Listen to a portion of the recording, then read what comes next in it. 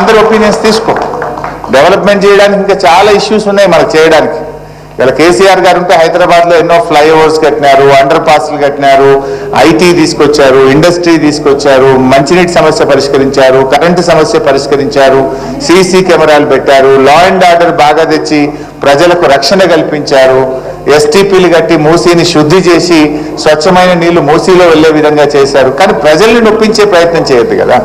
అభివృద్ధి అనేటువంటిది పేద ప్రజల కన్నీళ్ల మీద అభివృద్ధి జరగకూడదు. అభివృద్ధి అనేది ప్రజలకు మేలు చేసే విధంగా ఉండాలి, పేదలకు సహాయం చేసే విధంగా ఉండాలి. కానీ పేదల ఉసురు పోసుకునే విధంగా వాళ్ళు. నిన్న ఒక అమ్మ చనిపోయినట్టుగా పేపర్లు చదివాను.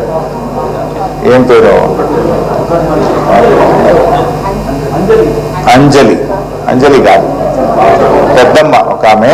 ముగ్గురు బిడ్డల కోసం బుచ్చవ్వ. సో అమ్మ పాప ముగ్గురు బిడ్డలకు ఇల్లు కట్టించిందట, పెళ్లిళ్ళు చేసింది. ఆ ఇల్లు కూడగొడితే నా బిడ్డల భవిష్యత్తు ఏమవుతుంది, అల్లుళ్ళు ఏమంటారు అనే బాధకు తట్టుకోలేక ఉరేసుకొని చనిపోయింది. ఇది బుచ్చమ్మ ఆత్మహత్య. ఇది రేవంత్ రెడ్డి ప్రభుత్వం చేసిన హత్య. ఇది అనాలోచిత తుగ్లక్ నిర్ణయాల వల్ల ఈ అమ్మ ఆత్మహత్య చేసుకోవాల్సి వచ్చింది.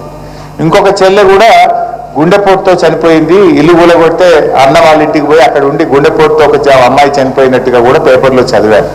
ఇందాక ఒక అమ్మ మాట్లాడుతూ కూడా అంటుంది, ఎప్పుడు గుండె అయిపోతుందో, రాత్రి మళ్ళీ తెల్లారుతుందా లేదా, అసలు నిద్ర మేము లేస్తామా లేవమంత భయంతో బతుకుతున్నాం బిడ్డ అంటుంది అమ్మ.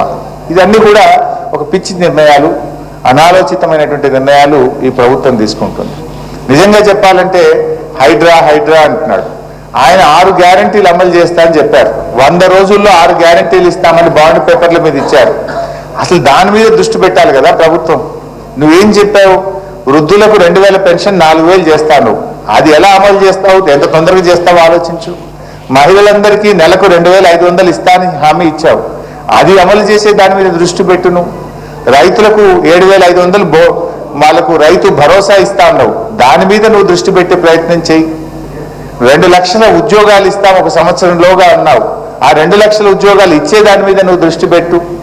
ప్రజలకు నువ్వు ఎన్నో హామీలు ఇచ్చావు. ఇచ్చిన హామీల మీద దృష్టి వదిలిపెట్టి పేదల ఇండ్లు కూలగొడతా అని హైడ్రా పట్టుకొని బయలుదేరిండు. నువ్వు చేయాల్సిన పని ఏంది? నువ్వు ప్రజలకు ఎన్నో హామీలు ఇచ్చావు. నువ్వు 100 రోజుల్లో చేస్తా అన్నావు. మొదటి రోజే సంతకం పెడతా అన్నావు. అవి మరిపించడానికి పొద్దున్న లేసి టీవీ పెడదామంటే కూలగొట్టుడే కనబడుతుంది.